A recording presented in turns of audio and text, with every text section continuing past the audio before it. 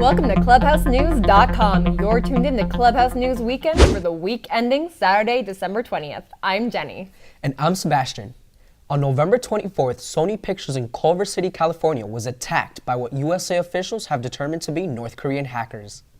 The hacking group, calling itself Lizard Squad, stole millions of files and leaked everything from private celebrity information to unreleased movies like Annie for the public to see. They demanded that Sony cancel an action comedy movie called The Interview, where Seth Rogen and James Franco play reporters hired by the CIA to assassinate North Korea's all-powerful leader, Kim Jong-un. North Korea has been threatening USA-allied South Korea ever since the country was split into two halves after World War II, when Japan's 35-year rule of Korea was brought to an end. Although their threats aren't usually taken seriously, major theater chains like Regal and AMC refused to show The Interview after the hackers threatened physical harm for the planned December 25th release. Sadly, Sony decided to cancel the movie on December 17th.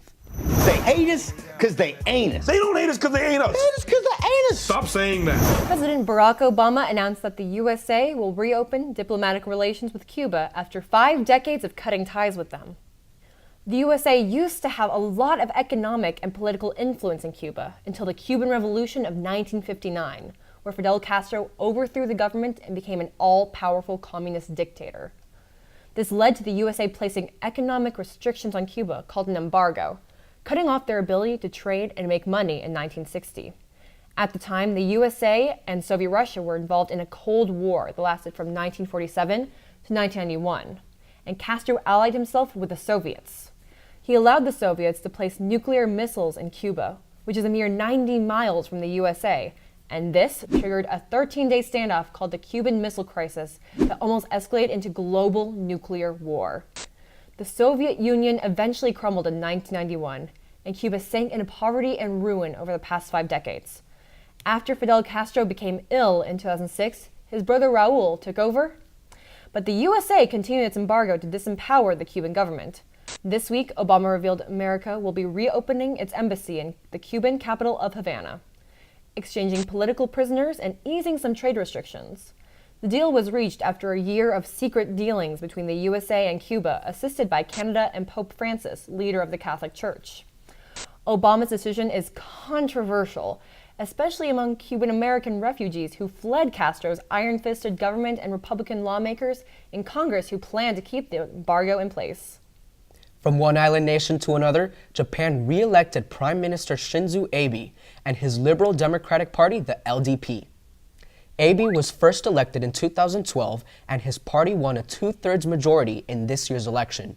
Japan's government is ruled by a prime minister and elected representatives that form a parliament called the National Diet. They also have an emperor called Akihito, who is more of a symbolic figure than an actual ruler, similar to how Britain's royal family functions. As the third largest economy in the world, behind the USA and China, the land of the rising sun is known for its high-tech advances, gorgeous scenery, delicious sushi, martial arts, origami, and calligraphy. Every year on December 25th, Christians celebrate Christmas to honor the birth of Jesus Christ, who they believe was the Son of God. According to the Christian faith, Jesus preached love, performed miracles like healing the sick, and died on the cross to forgive mankind's sins.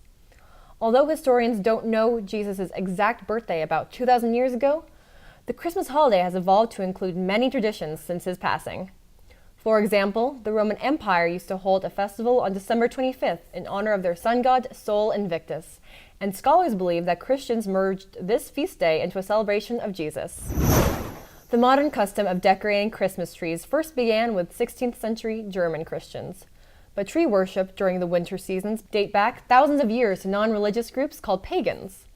Even Santa Claus is over 1,000 years old, tracing his origins to the 4th century Saint Nicholas of Myra, who gave gifts to the poor.